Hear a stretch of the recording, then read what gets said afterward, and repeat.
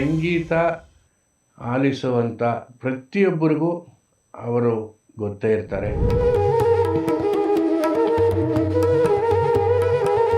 ನಿಜವಾದ ಗಾಯಕಿ ಪದ್ಧತಿಯಲ್ಲಿ ನುಡಿಸ್ತಾ ಇರುವಂಥ ಕೊಳಲು ವಾದಕರಲ್ಲಿ ನಮ್ಮ ತಂದೆಯವರು ಅಗ್ರಗಣ್ಯರು.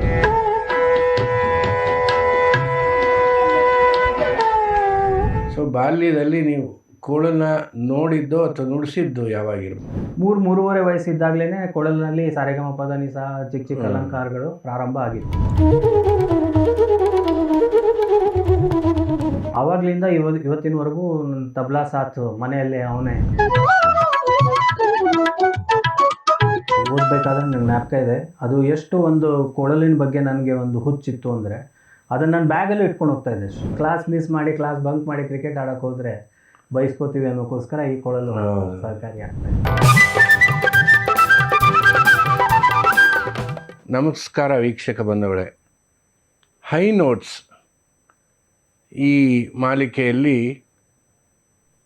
ಇವತ್ತು ಒಬ್ಬ ಪ್ರಸಿದ್ಧ ಸಂಗೀತಗಾರನ ಪರಿಚಯ ಮಾಡ್ತಾ ಇದ್ದೇವೆ. ಈಗಾಗಲೇ ನೀವು ಸಾಕಷ್ಟು ನೋಡಿರ್ಬೋದು, ನಮ್ಮ ಹೊಸ ದಿಗಂತ ಡಿಜಿಟಲ್ ಹಾಗೂ ಆನೂರ್ ಅನಂತಕೃಷ್ಣ ಶರ್ಮಾ ಫೌಂಡೇಶನ್ ಎರಡೂ ಜೊತೆಯಾಗಿ ಮಾಡುತ್ತಿರುವಂಥ ಈ ಸಾಧನೆ ಮತ್ತು ಬಹಳ ಹೆಸರು ಮಾಡಿದಂತಹ ಹಿರಿಯ ಕಲಾವಿದರ, ಸಂಗೀತಗಾರರ, ಶಾಸ್ತ್ರೀಯ ಸಂಗೀತಗಾರರ ಸಂದರ್ಶನವನ್ನು ನಾವು ಬಹಳಷ್ಟು ನೋಡಿದ್ದೇವೆ.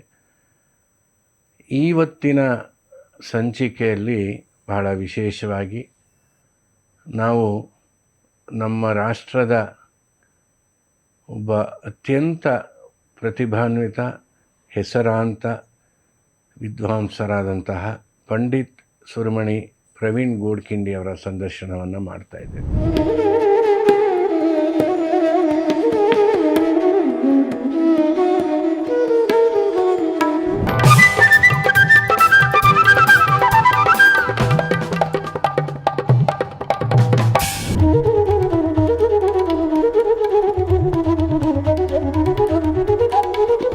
ಅವ್ರ ಬಗ್ಗೆ ಏನು ಹೇಳೋದು, ಬಹುಶಃ ಎಲ್ಲರಿಗೂ ಸಂಗೀತ ಆಲಿಸುವಂಥ ಪ್ರತಿಯೊಬ್ಬರಿಗೂ ಅವರು ಗೊತ್ತೇ ಇರ್ತಾರೆ.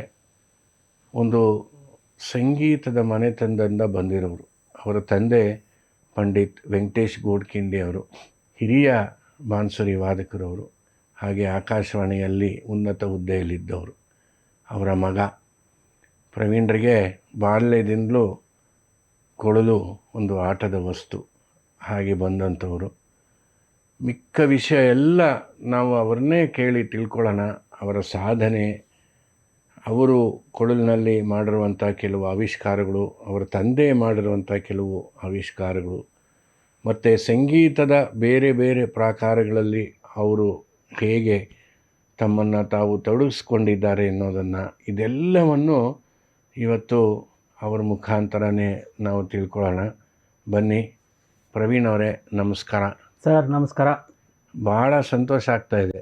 ನಮ್ಮ ಸ್ಟುಡಿಯೋಗೆ ತಾವು ಸಮಯ ಕೊಟ್ಟು ಬಂದಿರೋದು ನಮಗೆ ಬಹಳ ಸಂತೋಷ, ಹಾಗೆ ನಮ್ಮ ವೀಕ್ಷಕರಿಗೂ ಬಹಳ ಸಂತೋಷ. ಅದರಲ್ಲೂ ಸಂಗೀತದ ವಿದ್ಯಾರ್ಥಿನಿಯರಿಗೆ ಒಂದು ದೊಡ್ಡ ಅವಕಾಶ ನಿಮ್ಮ ಬಗ್ಗೆ ಮತ್ತು ನಿಮ್ಮ ಸಾಧನೆ ಬಗ್ಗೆ ಕೇಳಲಿಕ್ಕೆ. ನೀವು ಗದಗ್ನಲ್ಲಿ ಹುಟ್ಟಿದ್ರಿ. ಒಂದು ನಿಮಿಷ ಸರ್. ಮೊಟ್ಟ ಮೊದಲನೇದಾಗಿ ನಾನು ನಿಮಗೆ ಸಾಷ್ಟಾಂಗ ಪ್ರಣಾಮಗಳು, ದಂಡವತ ಪ್ರಣಾಮಗಳು. ಇತಿಹಾಸದಲ್ಲಿ ಬಹುಶಃ ಮೊಟ್ಟ ಮೊದಲನೇ ಬಾರಿಗೆ ಒಬ್ಬರು ಗುರುಗಳಾದವರು ಒಬ್ಬ ಶಿಷ್ಯನ ಸಂದರ್ಶನ ಮಾಡ್ತಾ ಇದ್ದಾರೆ. ಇದು ಬಹುಶಃ ಬಹಳ ವಿರಳ. ಇದು ಅದಕ್ಕೆ ಅವರು ಅಷ್ಟು ಪ್ರೀತಿಯಿಂದ ನನ್ನನ್ನು ಇಲ್ಲಿ ಬರಮಾಡ್ಕೊಂಡಿದ್ದಕ್ಕೆ ತಮಗೆ ನಮಸ್ಕಾರಗಳು ಸರ್. ಧನ್ಯವಾದ. ತುಂಬ ಸಂತೋಷ ಆಗುತ್ತೆ. ನಿಮ್ಮಂಥವ್ರನ್ನ ಶಿಷ್ಯ ಅಂತ ಹೇಳ್ಕೊಳಕ್ಕೆ ನಾನು ದೊಡ್ಡ ಪುಣ್ಯ ಮಾಡಿರ್ಬೇಕೇನೋ. ಆದರೂ ಒಂದು 30 ವರ್ಷದ ಸ್ನೇಹ ನಮ್ಮದು. ಖಂಡಿತ. ನಿರಂತರವಾಗಿ ಯಾವುದೇ ತಡೆ ಇಲ್ಲದೆ ಓಡ್ತಾ ಇದೆ. ತುಂಬ ಸಂತೋಷ. ಗದಗ್ನಲ್ಲಿ ತಾವು ಹುಟ್ಟಿದ್ರಿ. ಹೌದು. ಈಗಾಗಲೇ ಹೇಳಿದ ಹಾಗೆ ನಿಮ್ಮ ತಂದೆ ಪಂಡಿತ್ ವೆಂಕಟೇಶ್ ಗೋಡ್ಖಿಂಡಿ ಅವರು, ನಾನು ಅವ್ರು ನೋಡಿದ್ದೆ. ಬಹಳ ಗಂಭೀರವಾದ ವ್ಯಕ್ತಿತ್ವ, ವಿದ್ವತ್ತು. ಆಕಾಶವಾಣಿಯಲ್ಲಿದ್ದರೂ ಸಂಗೀತದ ಬಗ್ಗೆ ಆಳವಾದ ಜ್ಞಾನ ಇದ್ದಂಥವರು. ನಿಮ್ಮ ಬಾಲ್ಯ ಜೊತೆಗೆ ಅವರ ಸಂಗೀತದ ಬಗ್ಗೆ ಒಂದು ಸ್ವಲ್ಪ ನಮಗೆ. ಮೂಲತಃ ನಮ್ಮ ತಂದೆ ಪಂಡಿತ್ ವೆಂಕಟೇಶ್ ಗೋಡ್ಖಿಂಡಿರವರು ಹಾರ್ಮೋನಿಯಂ ವಾದಕರಾಗಿ ಪ್ರಾರಂಭ ಮಾಡಿದ್ದು ಶಾಸ್ತ್ರೀಯ ಸಂಗೀತ. ಅಂದರೆ ಮನೆಯಲ್ಲಿ ಹಾಡುಗಳನ್ನ ಹಾಡ್ತಾಯಿದ್ರು. ನಮ್ಮ ಅಜ್ಜಿ ಮತ್ತು ನಮ್ಮ ತಂದೆ ಅಜ್ಜ, ನಮ್ಮ ಮುತ್ತಜ್ಜ ಅವರು ಕೆಲವರು ಹೇಳಿದ್ದು ಕೇಳಿದ್ದೀನಿ, ಕೆಲವು ದೊಡ್ಡವರಿಗೆಲ್ಲ ಅವರು ಸಾಥಿ ಮಾಡಿದ್ರು. ನಮ್ಮ ತಂದೆ ಹಾರ್ಮೋನಿಯಂ ಸಾಥಿ ಸುಮಾರು ವರ್ಷ ಮಾಡ್ತಾಯಿದ್ರು. ಗಂಗೂಬಾಯಿ ಹಾನ್ಗಲ್ ಅವರಾಗಿರ್ಬೋದು, ಬಸವರಾಜ್ ರಾಜ್ಗುರು ಅವರಾಗಿರ್ಬೋದು, ಭೀಮಸೇನ್ ಜೋಶಿ ಅವರಾಗಿರ್ಬೋದು, ಕಿಶೋರಿ ಆಮೋಣ್ಕರ್, ಇವರೆಲ್ಲರ ಜೊತೆಗೆ ಹಾರ್ಮೋನಿಯಂ ಸಂಗತ್ ಮಾಡಿದ್ರು. ಹಾಗಾಗಿ ಏನಾಯಿತು, ಆ ಎಲ್ಲ ಗಾಯಕಿ ಅವರಲ್ಲಿ ಅವರು ಅದನ್ನು ತಮ್ಮದಾಗಿಸ್ಕೊಂಡ್ರು. ಆ ಗಾಯನವನ್ನು ಅವ್ರನ್ನ ಹೊರಗೆ ಹಾಕೋದಕ್ಕೋಸ್ಕರ ಅವ್ರು ಗಾಯನ ಕೂಡ ಮಾಡ್ತಾಯಿದ್ರು. ಪಂಡಿತ್ ನಾರಾಯಣರಾವ್ ಮುಜುಮ್ದಾರ್ ಅಂತ ಗ್ವಾಲಿಯರ್ ಘರಾನಾದವ್ರ ಹತ್ರ 1-2 ವರ್ಷ ನಮ್ಮ ತಂದೆ ಗಾಯನ ಪಾಠ ಅವರೆಲ್ಲಿದ್ದರು? ಧಾರವಾಡದವರೇ. ಧಾರವಾಡದವರು. ಅವ್ರ ಹತ್ರ ಗಾಯನ ಕಲಿತರು.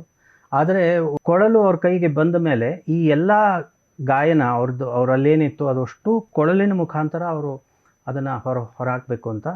ಹೀಗಾಗಿ ಇವತ್ತು ನಾವು ಬಹಳ ಹೆಮ್ಮೆಯಿಂದ ಹೇಳೋದೇನೆಂದರೆ, ನಿಜವಾದ ಗಾಯಕಿ ಪದ್ಧತಿಯಲ್ಲಿ ನುಡಿಸ್ತಾ ಇರುವಂಥ ಕೊಳಲು ವಾದಕರಲ್ಲಿ ನಮ್ಮ ತಂದೆಯವರು ಅಗ್ರಗಣ್ಯರು ಅಂತ ಹೇಳಿದ್ರೆ ತಪ್ಪಾಗಲಾಗ.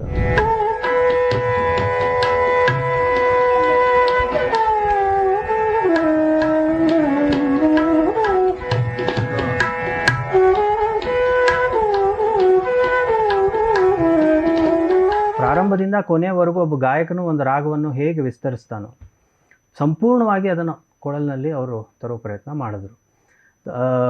ಮತ್ತು ಅಲ್ಲಿ ಅವರಿಗೆ ಇನ್ನೊಂದು ಬಹಳ ವಿಶೇಷ ಅಂದರೆ, ಕೊಳಲಿಗೆ ಅವರಿಗೆ ಗುರುಗಳಿರಲಿಲ್ಲ. ಏಕಲವ್ಯ ಸ್ವಯಂಭೂ. ಹೌದು. ಸೊ ಅಂದರೆ ಏನು ನುಡಿಸ್ಬೇಕು ಅಂತ ಗೊತ್ತಿತ್ತು, ಹೇಗೆ ಅಂತ ಗೊತ್ತಿರಲಿಲ್ಲ. ಟ್ರಯಲ್ ಆ್ಯಂಡ್ ಎರರ್ ಮೆಥಡಲ್ಲಿ ಅವರು ನುಡಿಸ್ತಾ ಇದ್ದರು.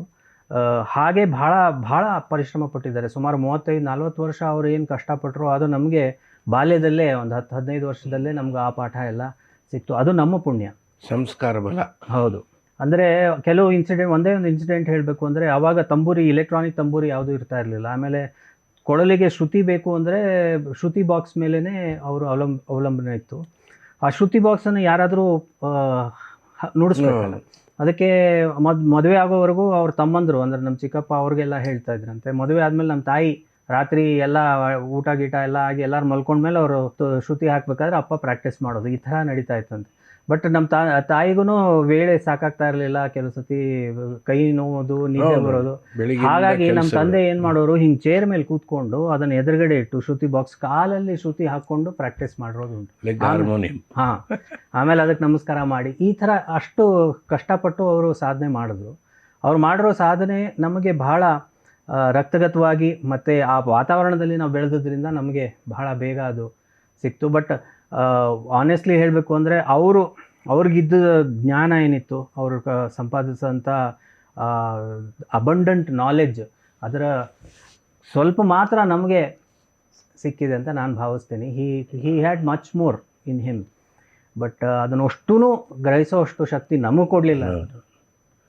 ಯಾವಾಗಲೂ ಅದು ಅನಿಸುತ್ತೆ ನನಗೂ. ನಮ್ಮ ತಂದೆ ಇರೋವರೆಗೂ ಅವರ ಅಗಾಧವಾದ ಜ್ಞಾನ ಏನೋ ತಂದೆ ಅನ್ನೋ ರೀತಿ ಇರುತ್ತೆ. ಬಟ್ ಪೂರ್ತಿ ಏನೋ ನಾವು ಕಲೆಯಲ್ಲಿ ಮುಂದುವರಿಬೇಕು ಅಂತ ಬಿಸಿ ಆಗಿಬಿಡ್ತೀವಿ. ಆದಮೇಲೆ ಅಯ್ಯೋ ಎಷ್ಟಿತ್ತು ಇವ್ರ ಹತ್ರ ಅನ್ನೋ ತೊಗೊಂಡಿರೋದು ಅಲ್ಪ ಅಂತ ಅಟ್ಲೀಸ್ಟ್ ರಿಯಲೈಸೇಷನ್ ಇದೆಯಲ್ಲ. ರಿಯಲೈಸೇಷನ್ ಇದೆ. ಸೊ ನಿಮ್ಮ ಬಾಲ್ಯ ಗದಗಿಂದನಾ ಅಥವಾ ಬೇರೆ ಕಡೆ? ನಾನು ಅದೇ ಹುಟ್ಟಿದ್ದು ಗದಗು, ಬಟ್ ನಮ್ಮ ತಂದೆ ಬೇರೆ ಬೇರೆ ಕಡೆಯಲ್ಲಿ ಆಕಾಶವಾಣಿಗೋಸ್ಕರ. ಆಕಾಶವಾಣಿ ಸೇರಿದ್ದು ಯಾವಾಗ? ಅವರು 1965. ಅವಾಗಲೇ ಸೇರಿಬಿಟ್ರು. ಮೊದಲು ಅನೌನ್ಸರ್ ಅಂತ ಸೇರಿದ್ರು. ಆಮೇಲೆ UPSC ಅವರು ಎಕ್ಸಾಮ್ಸ್ ಮಾಡ್ತಾ ಇದ್ರಲ್ಲ, ಅದರಲ್ಲಿ ಉತ್ತೀರ್ಣರಾಗಿ ಪ್ರೋಗ್ರಾಮ್ ಎಕ್ಸಿಕ್ಯೂಟಿವ್ ಅಂತ ಅಲ್ಲೇ ಆಕಾಶವಾಣಿಯಲ್ಲೇ ಪ್ರೋಗ್ರಾಮ್ ಎಕ್ಸಿಕ್ಯೂಟಿವ್ ಅಂತ ಜಾಯ್ನ್ ಆದರು. ಹಾಗೆ ಪ್ರೋಗ್ರಾಮ್ ಎಕ್ಸಿಕ್ಯೂಟಿವ್ ಅಂತ ಆದ ತಕ್ಷಣ ಅವ್ರಿಗೆ ಟ್ರಾನ್ಸ್ಫರ್ ಆಗಿದ್ದು ಹೈದ್ರಾಬಾದಲ್ಲಿ 1 ವರ್ಷ ಇದ್ದು, ಆಮೇಲೆ ಅಲ್ಲಿಂದ ಗೋವಾಗೆ ಟ್ರಾನ್ಸ್ಫರ್ ಆಯಿತು. ಸೊ ನನ್ನ ಹೆಚ್ಚು ಬಾಲ್ಯ ನಾನು ಪ್ರೈಮರಿ ಸ್ಕೂಲ್ ಎಲ್ಲ ಗೋವಾದಲ್ಲಿ ನಡೆದಿದ್ದು. ಅಲ್ಲಿಂದ ಪುನಃ ಮಿಡ್ಲ್ ಸ್ಕೂಲ್ಗೆ ಹೈದ್ರಾಬಾದಿಗೆ ತಿರ್ಗಾ ಟ್ರಾನ್ಸ್ಫರ್ ಆಯಿತು. ಮಧ್ಯದಲ್ಲಿ 1 ವರ್ಷ ಮಾತ್ರ ಧಾರವಾಡಕ್ಕೆ ಟ್ರಾನ್ಸ್ಫರ್ ಆದಾಗ ಧಾರವಾಡದಲ್ಲಿ ನಾನು ವಿದ್ಯಾಭ್ಯಾಸ ಮಾಡ್ತಾಯಿದ್ದೆ. ಬಟ್ ಇದು ಏನೇ ಆಗಿದ್ರೂ ನಮ್ಮ ತಂದೆ ಒಂದು ಕಾಪಾಡ್ಕೊಂಡು ಬಂದದ್ದು ಏನಂದರೆ, ವರ್ಷದಲ್ಲಿ 2 ಬಾರಿ ಧಾರವಾಡಕ್ಕೆ ನಾವು ಹೋಗಿ ಅಲ್ಲಿ ಅಟ್ಲೀಸ್ಟ್ ಒಂದು 20 ದಿವಸದಿಂದ 1 ತಿಂಗಳು, ಆಮೇಲೆ ಬೇಸಿಗೆ ರಜೆಯಲ್ಲಿ ಒಂದು 2 ತಿಂಗಳು ಧಾರವಾಡದಲ್ಲೇ ಇರೋದು, ಆ ಸಂಗೀತದ ವಾತಾವರಣದಲ್ಲಿ. ಸೊ ಹೀಗಾಗಿ ನಾನು ಚಿಕ್ಕವನಿದ್ದಾಗಲೂ ಬಸವರಾಜ್ ರಾಜ್ಗುರು ಅವ್ರ ಮನೆ ಕರ್ಕೊಂಡು ಹೋಗ್ತಾಯಿದ್ರು. ಅವ್ರು ಹಾಡುತ್ತಾ ಕೂತಿರ್ಬೇಕಾದ್ರೆ. ಅಂದರೆ ಮೂಲತಃ ನಿಮ್ಮ ತಂದೆಯವರು ಧಾರವಾಡದವರು, ತಾಯಿ ಗದಗ. ಗದಗ್. ನಮ್ಮ ತಂದೆ ಆ್ಯಕ್ಚುಯಲ್ ಹೆಸರು ಪ್ರಭಾಕರ್ ಕುಲಕರ್ಣಿ ಅಂತ. ಅವ್ರ ಸಂಬಂಧನೇ ಇಲ್ಲ ವೆಂಕಟೇಶ್ ಗೋಡ್ಕಿಂಡಿ. ದತ್ತಕ್ಕೆ ಹೋಗಿ ಗೋಡ್ಖಿಂಡಿ ಆದರು. ಬಟ್ ಆ ಗೋಡ್ಖಿಂಡಿ ಮನೆತಂದವ್ರು ಯಾರೂ ನಮ್ಗೆ ಸಂಬಂಧನೂ ಇಲ್ಲ, ಯಾಕಂದ್ರೆ ಇವ್ರು ಬೆಳೆದದ್ದು ಪುನಃ ಕುಲಕರ್ಣಿ ಮನೆತನದಲ್ಲೇ. ಸೊ ನಮ್ಮ ಚಿಕ್ಕಪ್ಪ ಎಲ್ಲ ನಮ್ಮ ರಿಲೇಟಿವ್ಸ್ ಇರೋರೆಲ್ಲ ಕುಲಕರ್ಣಿ. ನನಗೂ ಒಂದ್ಸತಿ ಆಯ್ತು, ಈಗ ನಿಮ್ಮ ಚಿಕ್ಕಪ್ಪ ಶ್ರೀಕಾಂತ್ ಕುಲಕರ್ಣಿ ಅನ್ನಿಸ್ತು, ಬಟ್ ಏನು ಅನ್ಸಿದ ಮೇಲೆ ತಿರ್ಗಾ ಅನುಮಾನ ಬರಲಿಲ್ಲ. ಹೆಸರು ಮಾತ್ರ ವೆಂಕಟೇಶ್ ಗೋಡ್ಖಿಂಡಿ ಅಂತ ಬಂತು. ಅಲ್ಲಿದ ಗೋಡ್ಖಿಂಡಿ ಮನೆತನದ್ದು ಆಸ್ತಿನೂ ಬರಲಿಲ್ಲ, ಏನೂ ಬರಲಿಲ್ಲ. ಸೊ ಅಲ್ಲಿ ಆ ಸಂಬಂಧನೇ ಯಾರು ಸಂಬಂಧಿಗಳು ಇಲ್ಲ. ಇರಬಹುದೇನೋ, ಬಟ್ ನಮ್ಗೆ ಗೊತ್ತಿಲ್ಲ. ನಮಗೆಲ್ಲ ಸಂಪೂರ್ಣವಾಗಿ ಕುಲಕರ್ಣಿ ಇದೆ, ಆ ಘರಾನದಲ್ಲೇ ನಾವು ಮುಂದೆ ಬರೆದಿದ್ದು. ಸೊ ಬಾಲ್ಯದಲ್ಲಿ ನೀವು ಕೋಳನ್ನ ನೋಡಿದ್ದು ಅಥವಾ ನುಡಿಸಿದ್ದು ಯಾವಾಗಿರ್ಬೋದು? ಆ್ಯಕ್ಚುಲಿ ಹೇಳಬೇಕು ಅಂದರೆ ನಾನು ಮೊದಲು ತಬಲಾ ನುಡಿಸ್ತಾ ಇದ್ದೆ, ಕಿರಣ್ ಕೋಳಲ್ಲಿ ನುಡಿಸ್ತಾ ಇದ್ದ, ಆ ರೀತಿ ಇತ್ತು ಅದು. ಬಟ್ ಯಾವುದೋ ಒಂದು ಸಮಯದಲ್ಲಿ ಒಂದು ರೇಡಿಯೋದಲ್ಲಿ ಒಂದು ಯಾವುದೋ ಹಾಡು ಬರ್ತಿರ್ಬೇಕಾದ್ರೆ ಅದು ಉದ್ದು ಕೊಳಲು ಕೈಯಲ್ಲಿ ಇತ್ತು. ಆ ಹಾಡನ್ನು ಹಾಗೆ ಕೊಳಲಿನಲ್ಲಿ ನುಡಿಸ್ಬಿಡ್ತಂತೆ, ಏನೂ ಗೊತ್ತಿರ್ದಿರ.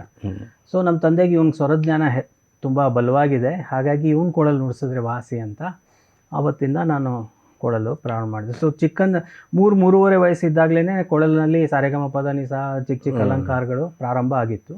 6ನೇ ವಯಸ್ಸಿನಲ್ಲಿ ನನ್ನ ಮೊದಲನೇ ಕಚೇರಿ ನಾನು ಗೋವಾದಲ್ಲಿ ಕೊಟ್ಟೆ.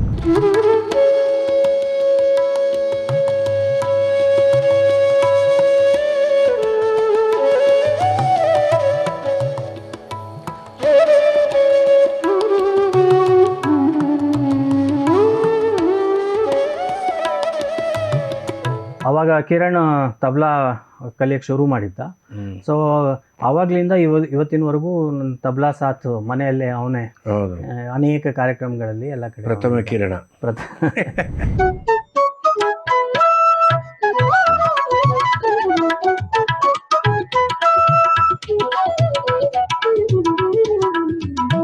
ಸೊ ಬಾಲ್ಯದಲ್ಲಿ ತಂದೆ ಅವರು ಸ್ವತಃ ರಿಯಾಜ್ ಮಾಡೋರು, ಪ್ರಾಕ್ಟೀಸ್ ಮಾಡೋರು. ಆಮೇಲೆ ಹೊಸ ಹೊಸ ಗೀತೆಗಳನ್ನ ಕಂಪೋಸ್ ಮಾಡೋರು, ಮರಾಠಿ, ಕೊಂಕಣಿ, ಹಿಂದಿ. ಆಮೇಲೆ ಪುಸ್ತಕನೂ ಇದೆಲ್ಲ ಒಂದು. ಹೌದು, ಅವ್ರದೇ ಕಂಪೋಸಿಷನ್. ಸೊ ಹಾಗಾಗಿ ತುಂಬ ಚಿಕ್ಕವನಿದ್ದಾಗಲಿಂದನೂ ಆ ಸಂಗೀತದ ವಾತಾವರಣ. ಲಕ್ಷಣ ಗೀತೆಗಳನ್ನ ಎಲ್ಲ ಮಾಡಿದ್ದಾರೆ ಅವ್ರು ಬರೆದಿದ್ದಾರೆ. ಹೌದು, ಕನ್ನಡದಲ್ಲಿ ಲಕ್ಷಣ ಗೀತೆ ಕನ್ನಡದಲ್ಲಿ ಇದೆ, ನನ್ನ ಹತ್ರ ಇದೆ. ಸೊ ಆ ಥರ ಜೊತೆಗೆ ನಮ್ಮ ತಂದೆಗೆ ತುಂಬ ಜನ ಹಿಂದೂಸ್ತಾನಿ ಕ್ಲಾಸಿಕಲ್ ಮ್ಯೂಸಿಷಿಯನ್ಸ್ ಎಲ್ಲರೂ ಅವರ ಒಡನಾಟದಲ್ಲಿದ್ದಂಥವ್ರು. ಈಗ ಧಾರವಾಡದವರೇ ಆದರೆ ಅವರ ಬಾಲ್ಯ ಸ್ನೇಹಿತರಂದರೆ ಪಂಡಿತ್ ಮಾಧವ್ ಗುಡಿಯವರು, ಪಂಡಿತ್ ಸೋಮನಾಥ್ ಮರಳೂರವರು, ಇವರೆಲ್ಲ ಒಟ್ಟಿಗೆ ಬೆಳೆದಂಥ. ಸೊ ಇವರು ಹೈದರಾಬಾದಲ್ಲಿ ಇದ್ದಾಗ ಅವ್ರನ್ನ ಅಲ್ಲಿ ಕರೆಸ್ಕೋತಿದ್ರು, ನಮ್ಮ ಮನೆಯಲ್ಲೇ ಇರ್ತಾಯಿದ್ರು. ಅಷ್ಟೇ ಅಲ್ಲದೆ ಉತ್ತರ ಹಿಂದೂಸ್ತಾನದ ಖ್ಯಾತ ಗಾಯಕರು, ಗಾಯಕಿಯರು ಅವರು ಎಲ್ಲ ಮನೆಗೆ ಬರ್ತಾಯಿದ್ರು. ಆಮೇಲೆ ನಮ್ಮ ಮನೆಯಲ್ಲಿ ಮೆಹಫಿಲ್ ನಡೆಯೋದು, ರಾತ್ರಿ 9 ಗಂಟೆ ಮೇಲೆ ಕಾರ್ಯಕ್ರಮಗಳು ನಡೆಯೋದು. ನಾವು ಚಿಕ್ಕವರಿದ್ದರೂ ಎದುರುಗಡೆ ಕೂತು ಕೇಳ್ತಾ ಇದ್ವಿ. ಆ್ಯಂಡ್ ಬೇರೆ ಬೇರೆ ಕಡೆ ನನ್ನ ವಿದ್ಯಾಭ್ಯಾಸ ಆಗಿರೋದ್ರಿಂದ ಹೈದರಾಬಾದ್ನಲ್ಲಿ, ಡೆಲ್ಲಿಯಲ್ಲಿ, ಗೋವಾದಲ್ಲಿ ಎಲ್ಲ ದೊಡ್ಡ ದೊಡ್ಡ ದಿಗ್ಗಜ ಕಲಾವಿದರ ಕಾರ್ಯಕ್ರಮ ಎದುರುಗಡೆ ಕೂತ್ಕೊಂಡು ಕೇಳೋ ಒಂದು ಅವಕಾಶ ಸಿಕ್ತು. ಜೊತೆಗೆ ಆಕಾಶವಾಣಿಯಲ್ಲಿ ನಮ್ಮ ತಂದೆ ಇದ್ದಿದ್ದರಿಂದ ಅಲ್ಲಿ ಬರ್ತಿರ್ತಕ್ಕಂಥ ರೆಕಾರ್ಡಿಂಗ್ಗಳು ಅವನು ಎಲ್ಲ. ಸೊ ಹೀಗಾಗಿ ಬಾಲ್ಯದಲ್ಲಿ ಸಂಪೂರ್ಣವಾಗಿ ಹಿಂದೂಸ್ತಾನಿ ಶಾಸ್ತ್ರೀಯ ಸಂಗೀತದ ಒಂದು ಸುಭದ್ರವಾದ ಒಂದು ಅಡಿಪಾಯ. ಹೌದು. ಸೊ ಬಾಲ್ಯ ಗೋವಾದಿಂದ ಶುರುವಾಗಿದೆ ಕಚೇರಿ. ಹೌದು, ಮೊದಲನೇ ಕಾನ್ಸರ್ಟು ಗೋವಾದಿಂದ, ಅಲ್ಲಿಂದ ಶುರುವಾಯಿತು. ಆಮೇಲೆ ನಿರಂತರವಾಗಿ ನಿಮ್ಮ ಓದು, ಕೊಳಲು ಎರಡು. ಒಂದು ನಾನು ಹೈದರಾಬಾದಲ್ಲಿ ಓದಬೇಕಾದ್ರೆ ನನಗೆ ಜ್ಞಾಪಕ ಇದೆ. ಅದು ಎಷ್ಟು ಒಂದು ಕೊಳಲಿನ ಬಗ್ಗೆ ನನಗೆ ಒಂದು ಹುಚ್ಚಿತ್ತು ಅಂದರೆ ಅದನ್ನು ನಾನು ಬ್ಯಾಗಲ್ಲಿ ಇಟ್ಕೊಂಡು ಹೋಗ್ತಾ ಇದ್ದೆ ಸ್ಕೂಲಿಗೆ. ಅದರಲ್ಲೇ ಹೊಡೆಯೋರ ಟೀಚರ್ ಏನಾದರೂ ಲಂಚ್ ಟೈಮಲ್ಲಿ ಸುಮ್ಮನೆ ನುಡಿಸ್ಕೊಂಡು, ಅಂದರೆ ಕೆಲವು ಸತಿ ಈ ಪ್ರಿನ್ಸಿಪಲ್ನ, ಕ್ಲಾಸ್ ಟೀಚರ್ನ ಇಂಪ್ರೆಸ್ ಮಾಡೋದಕ್ಕೂ ಉಪಯೋಗ ಆಗುತ್ತೆ ಅಂತ. ಸೊ ಹಾಗಾಗಿ ಅದನ್ನು ಜೊತೆಗೆ ಅಷ್ಟೊಂದು ಅದರ ಜೊತೆ ಒಲವು, ಎಕ್ಸ್ಟ್ರಾ ಮಾರ್ಕ್ಸ್ ಏನಾದರೂ ಬರ್ಬೋದು, ರಿಮಾರ್ಕ್. ಅವಾಗ ಕ್ರಿಕೆಟ್ ಹುಚ್ಚು ಬೇರೆ ಇತ್ತಲ್ಲ. ಸೊ ಕ್ಲಾಸ್ ಮಿಸ್ ಮಾಡಿ, ಕ್ಲಾಸ್ ಬಂಕ್ ಮಾಡಿ ಕ್ರಿಕೆಟ್ ಆಡೋಕೆ ಹೋದರೆ ಬಯಸ್ಕೋತೀವಿ ಅನ್ನೋಕ್ಕೋಸ್ಕರ ಈ ಕೊಳಲು ಸಹಕಾರಿ ಆಗ್ತಾ ಇತ್ತು.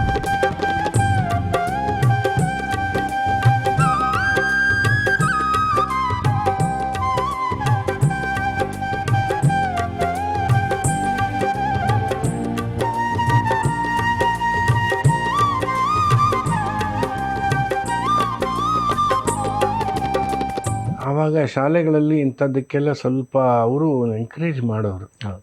ಈಗ ಥರ ಅಲ್ಲ. ಇವಾಗ ಅದು ಬಹುಶಃ ಶಾಸ್ತ್ರೀಯ ಸಂಗೀತ ಇರ್ಬೋದು, ನೃತ್ಯ ಇರ್ಬೋದು, ತುಂಬ ಈ ಕಷ್ಟ ಎಲ್ಲ ಸಿನಿಮಾದು ತಪ್ಪು ನಾನು ಹೇಳ್ತಾ ಇಲ್ಲ, ಬಟ್ ಕಡಿಮೆ ಆಗಿದೆ. ಕಡಿಮೆ.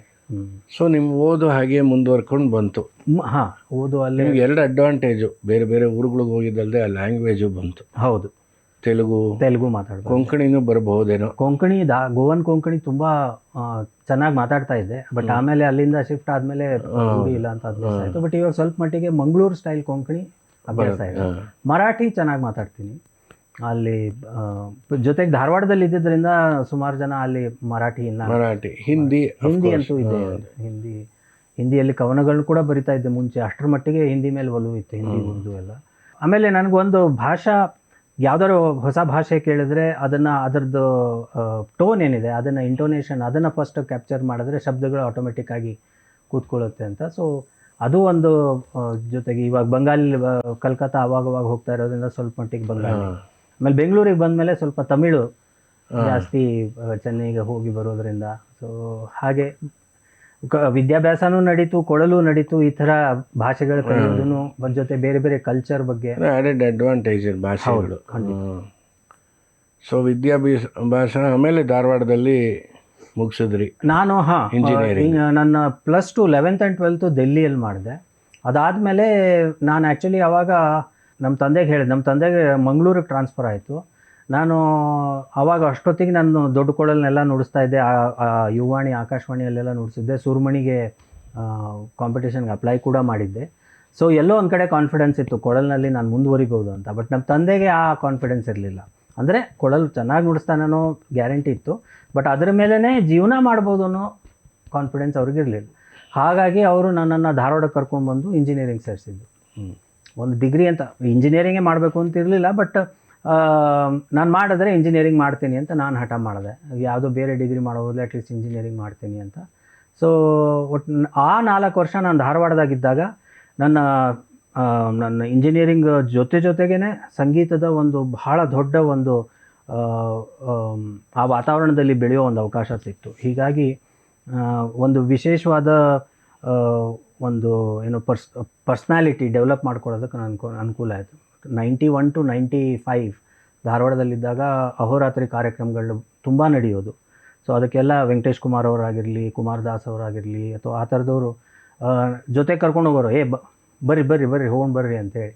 ಸೊ ರಾತ್ರಿ ಎಲ್ಲ ಅವ್ರ ಕಾರ್ಯಕ್ರಮಕ್ಕೆ ಕೇಳೋದು, ಮತ್ತು ತುಂಬ ಹೊತ್ತು ನುಡಿಸೋದು, ಕೊಳಲಿನ ಜೊತೆ ಒಡನಾಟ.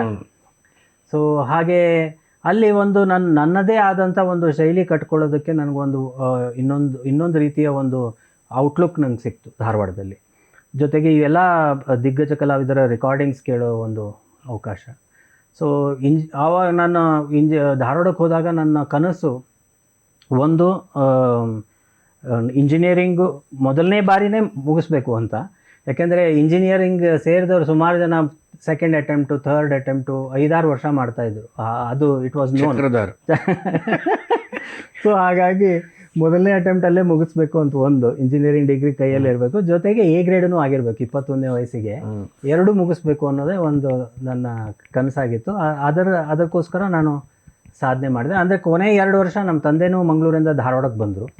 ಸೊ ಅವ್ರ ಹತ್ರ ಇಂಟೆನ್ಸಿವ್ ಟ್ರೈನಿಂಗ್ ದಿಲ್ಲಿಯಲ್ಲಿ ಏನು ಪ್ರಾರಂಭ ಆಗಿತ್ತು ಅದು ಮತ್ತೆ ಕಂಟಿನ್ಯೂ ಆಯಿತು. ಬೇರೆ ಬೇರೆ ರಾಗಗಳು ಅದನ್ನು ಮತ್ತು ತುಂಬ ಬಾಲ್ಯದಿಂದಲೂ.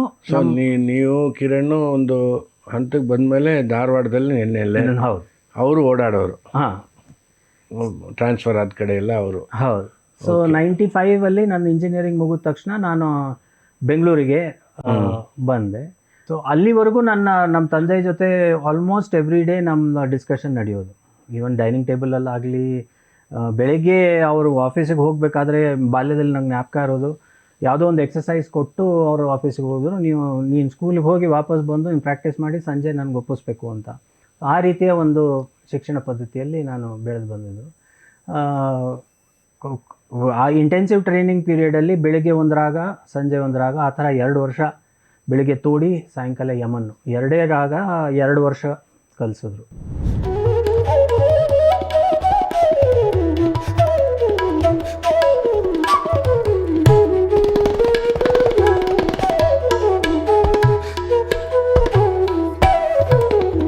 ಅದು that was the most productive years of my music foundation. So ಆಮೇಲೆ 95ರಲ್ಲಿ ಬಂದಮೇಲೆ ನೀವು ಸಿಕ್ಕಿದ್ರಿ ನನಗೆ. ಸೊ ಅಲ್ಲಿಂದ ನನ್ನ ಇನ್ನೊಂದು ಏನೋ ಮೊದಲನೇ ರೆಕಾರ್ಡಿಂಗ್ ಅಲ್ವಾ, ಮೊದಲನೇ ನನ್ನ ಜೀವನದ ಮೊದಲನೇ ರೆಕಾರ್ಡಿಂಗ್. ಹೀರಪ್ಪಕ್ಕೂ ನೆನಪಾಗುತ್ತೆ. ಸೀತಾರಾಮರಾಜು ಅವರ ಸ್ಟುಡಿಯೋ. ಅಲ್ಲಿ ಇದನ್ನು ನಾನು ವೀಕ್ಷಕರ ಜೊತೆ ಅವ್ರ ಜೊತೆ ಹಂಚ್ಕೋಬೇಕಿದ್ದು. ಇದು ಮೊದಲನೇ ರೆಕಾರ್ಡಿಂಗ್. ನನಗೆ ರೆಕಾರ್ಡಿಂಗ್ ಬಗ್ಗೆ ಒಂದು ಯಾರೂ ಪರಿಚಯನೂ ಇರಲಿಲ್ಲ, ಯಾರೂ ಇರಲಿಲ್ಲ. ಶಿವು ಸರು ಮತ್ತು ಇನ್ನೊಬ್ಬರು ಜಗ್ಗಿ ಅಂತಿದ್ರು. ಇವರಿಬ್ಬರು ಒಟ್ಟಿಗೆ ಒಂದು ಜಾವ ಬೈಕಲ್ಲಿ ಎಲ್ಲ ಲಯವಾದ್ಯಗಳನ್ನ ಇಟ್ಕೊಂಡು ಬಂದರು. ಅವ್ರು ಬರೋ ರೀತಿಯಲ್ಲಿ ನೋಡಿದ್ರೆ ನಾನು ಇವ್ರು ಯಾರಪ್ಪ ಹಿಂಗಿದಾರಲ್ಲ ಅಂದರೆ ಬರೋ ರೀತಿಯಲ್ಲೇ. ಆಮೇಲೆ ಸ್ಟುಡಿಯೋಲ್ಲಿ ಒಳಗಡೆ ಬಂದು ಅವರೆಲ್ಲ ಎಲ್ಲ ಇನ್ಸ್ಟ್ರೂಮೆಂಟ್ಸ್ ಜೋಡಿಸ್ಕೊಂಡು ಕೂತ ಮೇಲೆ ನನಗೆ ಹೇಗೆ ಮಾತಾಡಬೇಕು ಅನ್ನೋ ಒಂದು ಭಯ. ಜೊತೆಗೆ ಒಂದು ನಾನು ಉದ್ದಟತನ ಏನು ಮಾಡಿದೆ ಅಂದರೆ, ಯಾವುದೋ ಒಂದು 5/8 ಸಾಂಗ್ ಅದು. ಸೊ ಸೀತಾರಾಮರಾಜು ಅವ್ರು ಏನೋ ನೋಟ್ಸ್ ಕೊಟ್ಟಿದ್ರು, ನಾನು ಸುಮ್ಮನೆ ಇರ್ದಿರ ಅದರಲ್ಲಿ ಸಮ್ ಟು ಸಮ್ ಏನೋ ಜಪ್ತಾಲದೊಂದು ತಿಯಾಯಿ ಬರುತ್ತೆ ನನಗೆ ಅಂತ ತೋರಿಸ್ಕೊಳ್ಳೋದಕ್ಕೆ ನಾನು ನುಡಿಸ್ದೆ. ಶಿವ್ ಸರ್ ಹಿಂಗೆ ನೋಡಿದ್ರು ನನ್ನ, ಸರ್ ಹಿಂಗೆ ಮಾಡ್ಬೋದಲ್ಲ ಅಂತೇನೋ ಅನ್ನೋಕ್ಕೆ ಹೊರಟಿದ್ದೆ. ಅವ್ರು ನೋಡಿದ್ರು, ಅವ್ರು ಏನು ಹೇಳ್ದಿರ ಆ ತಿಹಾಯಿನ ಇಟ್ಕೊಂಡು ಅದಕ್ಕೊಂದು 5 ತಿಹಾಯಿ ಒಟ್ಟಿಗೆ ಒಂದಾದ್ಮೇಲೆ ಒಂದು ಕೊಟ್ಟರು. ಎಣಿಸ್ಕೊ ನೀನು, ಕಲೆಕ್ಟ್ ಮಾಡ್ಕೊ ಅಂತ.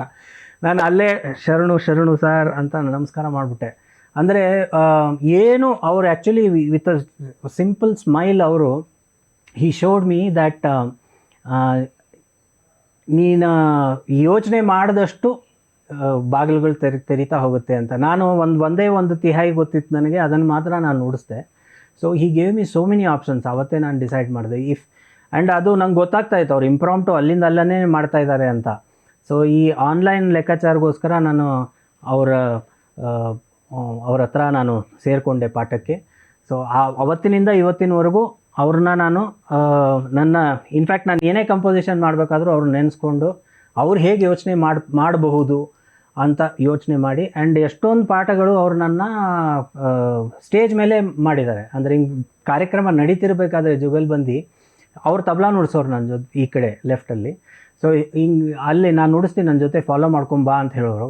ಸೊ ನಾನು ಹಿಂಗೆ ನುಡಿಸ್ತಾ ಅವ್ರು ನೋಡಿಕೊಂಡು ಅದಕ್ಕೆ ಅಲ್ಲೇ ಸ್ಪಾಟಲ್ಲಿ ಪುರೋತ್ತಮ್ಗಳನ್ನ ಮಾಡೋದು, ಆಮೇಲೆ ಅದ್ಭುತವಾದ ಒಂದು ಲಯಕಾರಿ ಮಾಡೋದು, ಇದೆಲ್ಲ ಅವರಿಂದ ಕಲಿತೆ ನಾನು. ಸೊ ಬಹುಶಃ ಈಗ ಹಿಂದೂಸ್ತಾನಿ ಸಂಗೀತದಲ್ಲಿ ನಾವು ಲಯಕ್ಕೆ ಪ್ರಾಧಾನ್ಯತೆ ಇದೆ, ಬಟ್ ಒಂದು ವಿಶೇಷವಾದ ಅದಕ್ಕೊಂದು ಸುವಾಸನೆ ಬರೋದಕ್ಕೆ ನನ್ನ ಒಂದು ಪ್ಲೇಯಿಂಗಲ್ಲಿ ಏನಾದರೂ ನೀವು ಕಾಣ್ತೀರಾ ಅಂದರೆ ಅದಕ್ಕೆ ಕಾರಣ ಶಿವು ಸರ್.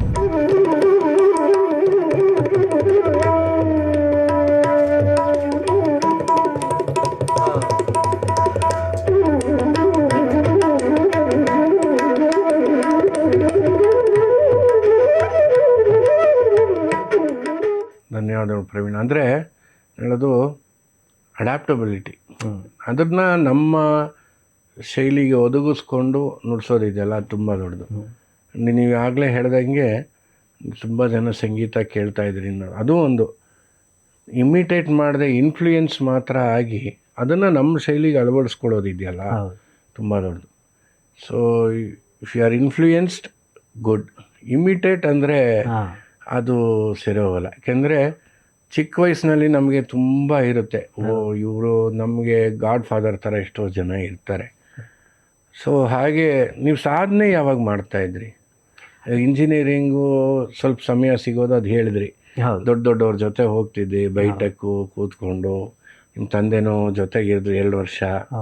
ಬೆಂಗಳೂರಿಗೆ ನಿಮ್ಮ ಜೊತೆನೇ ಬಂದ್ರ ಅವರು ಅಥವಾ ಆಮೇಲೆ? ಇಲ್ಲ, ನಾನು ಒಬ್ಬನೇ ಬಂದೆ. ಇನ್ಫ್ಯಾಕ್ಟ್ ನಾನು ಬೆಂಗಳೂರಿಗೆ ಬರಬೇಕಾದ್ರೆ ನನ್ನ ಕೊಡಲಿನ ಅದು ನನ್ನ PVC ಪೈಪ್ ನೀವು ನೋಡಿದ್ರೆ, ಆ ಕೊಡಲಿನ ಸೆಟ್ಟು ಮತ್ತು ಒಂದು 500 ರೂಪಾಯಿ ಇಟ್ಕೊಂಡು ಬಂದಿದ್ದೆ ಅಷ್ಟೇ. ನಾನು ಇಲ್ಲಿ ಯಾರೂ ಪರಿಚಯನೂ ಇರಲಿಲ್ಲ ಜಾಸ್ತಿ, ಬಟ್ ಏನೋ ಒಂದು ಧೈರ್ಯ ಆಯಿತು. ಇಂಜಿನಿಯರಿಂಗ್ ಡಿಗ್ರಿನೂ ಇದ್ದಿದ್ದರಿಂದ ನನಗೆ ಅದಾದರೂ ಆಗ್ಬೋದು ಅಂತ. ಬಟ್ ನಾನು ಯಾವತ್ತೂ ನನ್ನ ರಿಯಾಜನ್ನು ಆ ಸಮಯದಲ್ಲಿ ಬಿಡಲಿಲ್ಲ. ರೆಕಾರ್ಡಿಂಗ್ ಹೋಗೋಕ್ಕಿಂತ ಮುಂಚೆನೂ ಮಾಡ್ತಾಯಿದ್ದೆ. ಆ್ಯಂಡ್ ಎಷ್ಟೊಂದು ಸತಿ ನಾವು ಸ್ಟುಡಿಯೋದಲ್ಲಿ ಕೂತಾಗಲೂ ಕೂಡ 2 ಹಾಡಿನ ಮಧ್ಯದಲ್ಲಿ ಅಲ್ಲಿ ನುಡಿಸ್ತಾನೆ. ನನಗೆ ನೆನಪಿದೆ, ಆವಾಗ ತುಂಬ ಇರೋದು, ತಿಂಗಳಿಗೆ ಒಂದು 10-15 ದಿನ ಇರೋದು ನಮಗೆ. ಹೌದು, ಸ್ಟುಡಿಯೋ ಒಂದು 2ನೇ ಮನೆ. ಹೌದು.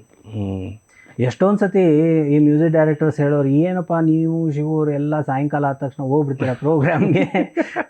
ನಾವು ಹೇಳೋದು, ಇಲ್ಲ ಸರ್, ನಮ್ಮ ಪ್ರೋಗ್ರಾಮ್ ಭಾಳ ಮುಖ್ಯ, ಅದಿದ್ದರೆ ನಮ್ಗೊಂಥರ ಪಾಠನೂ ಆಗುತ್ತೆ, ಒಂದು ಪ್ರಾಕ್ಟೀಸು ಆಗುತ್ತೆ. ಆ ಮೂಡಲ್ಲಿ, ಆ ಶಾಸ್ತ್ರೀಯ ಸಂಗೀತದ ಒಂದು ಇದರಲ್ಲಿ ಅಂದರೆ ಒಂದು ಏನಂದರೆ, ಹಾಗೆ ನಾವು ಏನೋ ಒಂದು ಇಟ್ಕೊಂಡು ಬಂದಿರೋದ್ರಿಂದ ಇವತ್ತಿಗೂ ನಮಗೆ ಸಪ್ರೇಟ್ ಚಾನಲ್ಗಳ ಥರ ಇದು ನುಡಿಸ್ಬೇಕಾ, ಆಯಿತು, ಶಾಸ್ತ್ರೀಯನ 100%, ಫ್ಯೂಷನ್ನ ಮಾಡ್ಬೋದು. ಯಾಕೆಂದರೆ ನಾವು ಶಾಸ್ತ್ರೀಯನ ಯಾವತ್ತು ಬಿಡದೇ ಇದ್ದೀವಿ, ಅದಕ್ಕಿರೋ ಬಲ.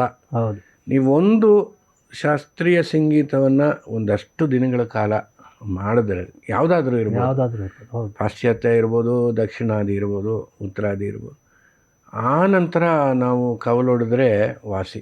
ಮಧ್ಯದಲ್ಲಿ ಇವಾಗ ನಾನು ಹೇಳ್ತಾ ಇರ್ತೀನಿ, ಒಂದು ಫೌಂಡೇಶನ್ ಮನೆಗೆ, ಅದು ಇಲ್ಲಿ ರೂಮ್ ಬರಬೇಕು, ಅಲ್ಲಿ ಹಾಲ್ ಬರಬೇಕು, ಹಂಗೆ ಬರಬೇಕು, ಅದು ಇಂಟೀರಿಯರ್ಸ್ ಇದೆಯಲ್ಲ, ಆವಾಗ ನಾವು ಸ್ವಲ್ಪ ಚೇಂಜ್ ಮಾಡ್ಕೊಬೋದು, ಆ ಥರ ಅದು. ಆದರೆ ಆ ಫೌಂಡೇಶನ್ನೇ ಅದ್ರ ಬದಲು ಇಲ್ಲೆಲ್ಲೋ ರೂಮ್ ಬರೋ ಕಡೆ ಹಾಲು ಬರೋ ಕಡೆ ರೂಮು, ಅಂದರೆ ತುಂಬ ವ್ಯತ್ಯಾಸ ಆಗ್ಬಿಡುತ್ತೆ.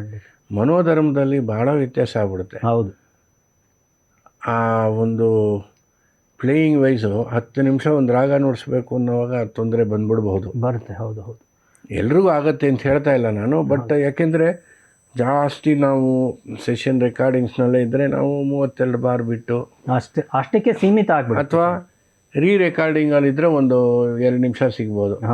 ಅದು ಏನೋ ಅವರು ಹೇಳ್ತಾರೆ, ಇಲ್ಲಿಂದ ಮೇಲೆ ಬೇಡಪ್ಪ, ಇದು ಪ್ಯಾಥೋಸು, ಇದು ಸ್ವಲ್ಪ ಇದು ಸೀನ್ಗಳ ವಯಸ್ಸು, ಹೀಗಿರುತ್ತೆ ವಿನಃ. ಆದರೆ ನಮ್ಗೆ ಎರಡೂ ಹೆಂಗೋ ಅವ್ರು ಬೈಸ್ಕೊಂಡ್ರೋ ಒಟ್ಟಿನಲ್ಲಿ ಬ್ಯಾಲೆನ್ಸ್ ಮಾಡಿದ್ರಿಂದ ಎರಡೂ ರಂಗದಲ್ಲಿ ನಾವು ಸ್ವಲ್ಪ ನಮ್ಮ ಪಾಡಿಗೆ ನಾವು ಇರೋಕ್ಕೆ ಅನುಕೂಲ ಆಯಿತು ಅಂತ ಅಂದ್ಕೊಳ್ತೀನಿ ನಾನು. ಖಂಡಿತ ಹೌದು. ಆ ಕಾರಣದಿಂದಲೇ ನಾವು ಇವತ್ತಿನವರೆಗೂ ಕಾರ್ಯಕ್ರಮದಲ್ಲಿ ಬ್ಯುಸಿ ಇದ್ದೀವಿ. ಬೇರೆ ಬೇರೆ ಕಂಪೋಸಿಷನ್ ಆಗಲಿ ಏನೇ ಮಾಡಿದ್ರೂ ನಮಗೆ ಇದು ಇದೆ. ಅಂದರೆ ನಾವು ವಿಡಿಂಟ್ ಸ್ಟಿಕ್ ಟು ಒನ್ ಜಾನರ್, ಎಲ್ಲ ಮಲ್ಟಿಪಲ್ ಜಾನರ್ಸಲ್ಲಿ ಕೆಲಸ ಇಲ್ಲ, ಅದು ಸುಲಭ ಆಗುತ್ತೆ. ನಾನು ಹೇಳಿದೆ, ನಾನು ನಮ್ಮ ಶಿಷ್ಯರು ಹೇಳ್ತಾ, ಒಂದು 5-6 ವರ್ಷ ಅದು ಕಷ್ಟಪಡ್ಬೇಕು ನಾವು, ಆಮೇಲೆ ನಿಮಗೆ ಅದು ಸುಲಭ ಆಗುತ್ತೆ. ಒಂದು ಯಾವುದೋ ಗಟ್ಟಿಯಾಗಿ ನೆಲೆ ನಿಂತಿರುತ್ತೆ, ನಿಮಗೆ ಶಾಸ್ತ್ರ ಗೊತ್ತಿರುತ್ತೆ, ಹೌದು, ಮಾ 1 ಮಾ 2 ಗೊತ್ತಿರುತ್ತೆ, ಗಾ 1 ಗಾ 2 ಗೊತ್ತಿರುತ್ತೆ, ಬರೆಯೋದು ಕಲೆ ಗೊತ್ತಿರುತ್ತೆ. ನೋಟೇಷನ್ನು ಇಸ್ ಸೋ ಇಂಪಾರ್ಟೆಂಟ್ ಇದರಲ್ಲೆಲ್ಲ. ನಾವು ಬರೆದಿದ್ದು ನಾವು ನೋಡ್ಕೊಂಡು ನುಡ್ಸೋದು ನಮ್ಗೆ ಬರಬೇಕು. ಏನೋ ಶಾರ್ಟ್ ಹ್ಯಾಂಡಲ್ಲಿ ಬರ್ಕೊಂಡು ಆಮೇಲೆ ಇದಲ್ಲ. ಸೊ ಅದಕ್ಕೆಲ್ಲ ಒಂದು ದಾರಿ ಅಂದರೆ ಬಹುಶಃ ಯಾವುದಂದ್ರೂ ಒಬ್ಬ ಗುರು ಕೈ ಕೆಳಗಡೆ. ಹೌದು, ಖಂಡಿತ. ಅಲ್ಲ, ಎಷ್ಟೋ ಜನ ಇದ್ದಾರೆ ಗುರು ಇಲ್ಲದೆ ಅವರಾಗವರೇ ಸ್ವಯಂಭೂ ಆಗಿರೋರು. ಎಲ್ಲರಿಗೂ ಸಾಧ್ಯ ಇಲ್ಲ, ಎಲ್ಲರಿಗೂ ಸಾಧ್ಯ ಇಲ್ಲ. ಏನಾದರೂ ಒಬ್ಬ ಗುರು ಮುಖೇನ ಬಂದಿದ್ದಕ್ಕೆ ಅದೊಂದಿದು. ಸೊ ಅಲ್ಲಿಂದ ನೀವು ಈಗ ಬೆಂಗಳೂರಲ್ಲಿ ಇದ್ದೀವಿ ನಾವು, ಬೆಂಗಳೂರಿಗೆ ಬಂದ್ರಿ, ನಿಮ್ಮ ಸಂಗೀತದ ಇದು ದೊಡ್ಡದಾಯಿತು, ಬಳಗ ಮತ್ತು ಬೇರೆ ಬೇರೆ ರೀತಿಯಾದಂತಹ ಕಾರ್ಯಕ್ರಮಗಳು. ಯಾಕೆಂದರೆ ರೆಕಾರ್ಡಿಂಗ್ ಒಂದಾದರೆ, ಲೈಟ್ ಮ್ಯೂಸಿಕ್ ಕಾರ್ಯಕ್ರಮಗಳು ನೀವು ನಾನು ನೋಡಿದ್ದೀನಿ, ನುಡಿಸಿದ್ದೀವಿ ಜೊತೆಯಲ್ಲಿ. ಫ್ಯೂಷನ್ ಆಫ್ ಕೋರ್ಸ್ ಅದು ಇದೆ. ನೀವೇ ಸ್ವತಃ ಮ್ಯೂಸಿಕ್ ಕಂಪೋಸರ್ ಆದ್ರಿ ಒಂದು ಪಾಯಿಂಟಲ್ಲಿ. ಅಲ್ಲಿಂದ ಹೇಗಿತ್ತು ನಿಮ್ಮ ಜರ್ನಿ? ನಾನು ಮೊದಲನೇ ಕಂಪೋಸಿಷನ್ ಅಂತ ಮಾಡಿದ್ದು ಗರ್ವ ಧಾರಾವಾಹಿಗೆ, ಯಾರು ಹಿತವರು ಈ ಮೂವರೊಳಗೆ ಅನ್ನೋ ಒಂದು ಪುರಂದರದಾಸರದು. ಅದನ್ನು ನಾನು ಪ್ರಕಾಶ್ ಬೆಳವಾಡಿಯವರು ಹೇಳಿದ್ರು, ನೀವು ಟೈಟಲ್ ಸಾಂಗ್ ಮಾಡಿರಿ ಅಂತ. ಆ ಟ್ರ್ಯಾಕು ನಾನೇ ಹಾಡಿದೆ. ಸೊ ಅದನ್ನು ಪ್ರಕಾಶ್ ಬೆಳವಾಡಿಯವರು, ಮತ್ತು ಅದರಲ್ಲಿ ಭಾಳ ಒಂದು ಮುಖ್ಯ ಪಾತ್ರದಲ್ಲಿ ಅನಂತ್ ನಾಗ್ ಅವರಿದ್ದರು. ಸೊ ಅವರ ಗೀತೆಯನ್ನು ನಾನು ಹಾಡಿರೋದನ್ನು ಕೇಳಿ ಅವರು ತುಂಬ ಸಂತೋಷಪಟ್ಟು, ಇದನ್ನು ಮಿಕ್ಸ್ ಮಾಡೋದು ಬೇಡ, ಬೇರೆ ಯಾರೂ ಹಾಡೋದು ಬೇಡ, ಇದು ನಿಮ್ಮ ಧ್ವನಿಯಲ್ಲೇ ಇರಲಿ, ಇದನ್ನು ಹೀಗೆ ಪ್ರಸಾರ ಮಾಡೋಣ ಅಂತ ಅದು ಪ್ರಸಾರ ಮಾಡಿದ್ರು. ಆರು ಹಿತವರು ನಿನಗೆ ಈ ಮೂವರೊಳಗೆ, ನಾರಿಯೋ ದಾರುಣಿಯೋ. ಅದು ತುಂಬ ಜನಕ್ಕೆ ಇಷ್ಟ ಆಯಿತು. ಅಂದರೆ ರಾಗದಾರಿಯಲ್ಲಿ ಒಂದು ಟೈಟಲ್ ಸಾಂಗ್ ಬಂದಿರೋದು ಅಲ್ಲಿವರೆಗೂ ಬಂದಿರಲಿಲ್ಲ. ಮೋರ್ ಜಿಂಗಲ್ ಥರ ಎಲ್ಲ ಇರೋದು ಟೈಟಲ್ ಸಾಂಗ್ಸ್ ಅಂದರೆ. ಸೊ ಇದೊಂದು ವಿಶೇಷವಾದ ಸೀರಿಯಲ್ ಧಾರಾವಾಹಿ ಕೂಡ ಆಗಿತ್ತು, ಅದಕ್ಕಾಗಿ ಅದು ವಿಶೇಷವಾದ ಒಂದು ಕಂಪೋಸಿಷನ್ ಆಯಿತು. ಅದು ತುಂಬ ಜನಕ್ಕೆ ಇಷ್ಟ ಆಯಿತು. ಅಲ್ಲಿಂದ ನಂದು ಒಂದು ಸ್ವಲ್ಪ ಪರಿಚಯ ಆಯಿತು ಜನಕ್ಕೆ, ಇವರು ಕಂಪೋಸ್ ಕೂಡ ಮಾಡಬಲ್ಲರು ಅಂತ. ಅದಾದಮೇಲೆ ಅನೇಕ ಧಾರಾವಾಹಿಗಳ ಶೀರ್ಷಿಕೆ ಗೀತೆಗಳನ್ನ ನಾನು ಮಾಡ್ತಾಯಿದ್ದೆ. ಇದ್ರ ಜೊತೆಯಾಗಿ ಕೆಲವು ಮ್ಯೂಸಿಕ್ ಡೈರೆಕ್ಟರ್ಸ್ ಅವ್ರಿಗೋಸ್ಕರ ಅರೇಂಜ್ಮೆಂಟ್ಸ್ ಅಂತ ಮಾಡ್ತಾಯಿದ್ದೆ. ಅದರಲ್ಲಿ ಜಯಶ್ರೀ ಅರವಿಂದ್ ಅವರು ಸಾಕಷ್ಟು ಪ್ರಾಜೆಕ್ಟ್ಸನ್ನು ಕೊಟ್ಟರು. ಪುತ್ತೂರು ನರಸಿಂಹನಾಯಕ್ ಅವರು ಕೆಲವು ಪ್ರಾಜೆಕ್ಟ್ಸಿಗೆ ನಾನು ಬ್ಯಾಕ್ಗ್ರೌಂಡ್ ಮ್ಯೂಸಿಕ್ ಮಾಡ್ತಿದ್ದೆ. ಸೊ ಆ್ಯಸ್ ಅ ಕಂಪೋಸರ್ ನನಗೆ ಒಂದು ಹೊಸ ದೃಷ್ಟಿಕೋನ ಬರೋಕ್ಕೆ ಶುರು ಆಯಿತು. ಅಂದರೆ ಒಂದು ಪಲ್ಲವಿ ಮತ್ತು ಚರಣದ ಮಧ್ಯದಲ್ಲಿ ಬರುವಂಥ ಇಂಟರ್ಲ್ಯೂಡಲ್ಲಿ ಅದನ್ನು ಹೇಗೆ ನಾವು ಬಳಸ್ಕೋಬೋದು ಆ ಜಾಗವನ್ನು ಅಂತ. ಜೊತೆಗೆ ನನಗೆ ಇನ್ನೊಂದು ಭಾಳ ನನ್ನ ಅಡ್ವಾಂಟೇಜ್ ಆಗಿದ್ದು, ಕೊಳಲಿನಲ್ಲಿ ನಾನು ಭಾಳಷ್ಟು ಹೊಸ ರೀತಿಯ ಹೊಸ ಸ್ಟೈಲ್ ಮತ್ತು ಹೊಸ ಪ್ರಯತ್ನಗಳನ್ನ ಮಾಡೋದಕ್ಕೆ BGMsಗಳಲ್ಲಿ ನನಗಾಗಿ ನಾನು 16 ಬಾರ್ ಅಂತ ಫ್ರೀ ಬಿಟ್ಕೊಂಡ್ರೆ ಆ 16 ಬಾರಲ್ಲಿ ಉಳ್ಳಾಡ್ಕೊಂಡು ಏನು ಬೇಕಾದ್ರೂ ಮಾಡಬಲ್ಲಿ, ಯಾವ ಬೇರೆ ರೀತಿಯಲ್ಲಿ ಇತ್ತಲ್ಲ ಪ್ರವೀಣ್ ಉರುಳಾಡಮ್ಮ. ಸೊ ಆಮೇಲೆ ಕೊನೆಯಲ್ಲಿ ಹಸು ಓಡಿಸೋದು.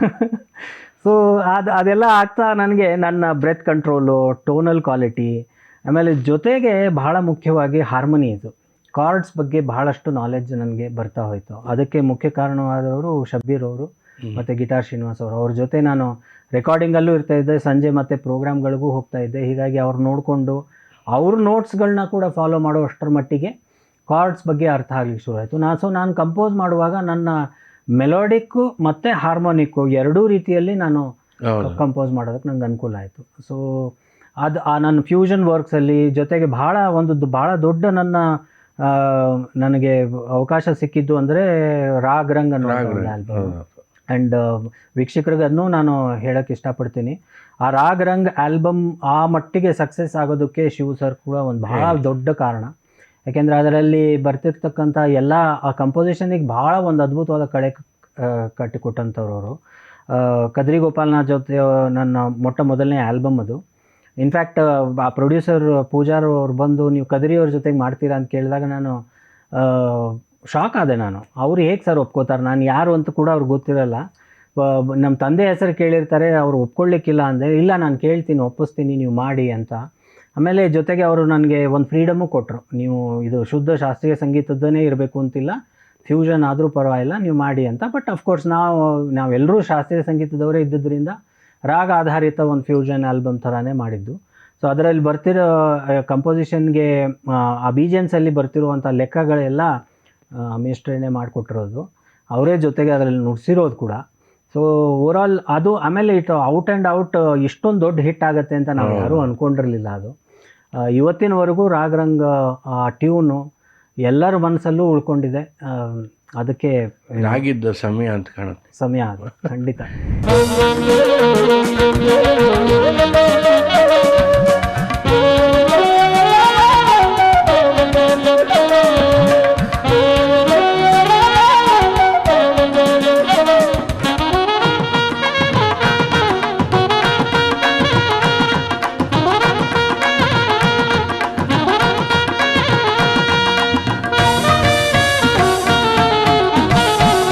ಯಾಕಂದರೆ ಅದಾದಮೇಲೂ ನಾವು ಬೇರೆ ರೆಕಾರ್ಡಿಂಗ್ಸ್ ಮಾಡಿದ್ವಿ, ಬಟ್ ಆ ಲೆವೆಲ್ಗೆ ಅದು ಆಗಲಿಲ್ಲ. ಅದೇನೋ ಆ ಟೈಮಲ್ಲಿ.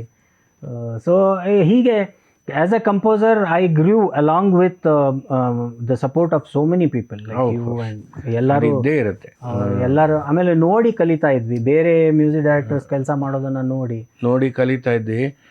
ಆಮೇಲೆ ಇನ್ನೊಂದು ಬಿಗ್ಗೆಸ್ಟ್ ಅಡ್ವಾಂಟೇಜ್ ನನ್ನ ಪ್ರಕಾರ ಅಂದರೆ ಎಲ್ಲ ಒಟ್ಟಿಗೆ ನುಡಿಸ್ತಾ ಇದ್ವಿ, ಮಾಡ್ತಿದ್ವಿ. ಅದರಿಂದ ಒಬ್ಬರ ಅವರು ಗ್ರಹಿಕೆ ಶಕ್ತಿ ಇರ್ಬೋದು, ಅವ್ರ ನುಡ್ಸಾಣಿಕೆ ಇರ್ಬೋದು, ಹೌದು, ದಿ ವೇ ಪ್ಯಾಟರ್ನ್ ಇರ್ಬೋದು, ಅಥವಾ ಯಾರೋ ಅರೇಂಜ್ ಮಾಡೋರು, ಒಬ್ಬೊಬ್ರದ್ದು ಒಂದೊಂದು ಸ್ಟೈಲ್ ಇತ್ತು. ಸಿನಿಮಾದೇ ಇರ್ಬೋದು, ಇದೇ ಇರ್ಬೋದು, ಅವರು ಒಟ್ಟಿಗೆ ಲೈವ್ ನುಡಿಸ್ತಾ ಇದ್ವಿ. ಹಾಗೆ ಐಡಿಯಾಸ್ ಕೆಲವರು ಅರೇಂಜ್ ಮಾಡುವಾಗ ನಿಮ್ಗೆ ಅನಿಸ್ತಾ ಇತ್ತು ಏನು ಹಿಂಗಿದೆ ಅಂತ. ಆದರೆ BGM ಆಗಿ ಬರೋವಾಗ ಅದು ಜೋರಾಗಿ ಏನೇನೋ.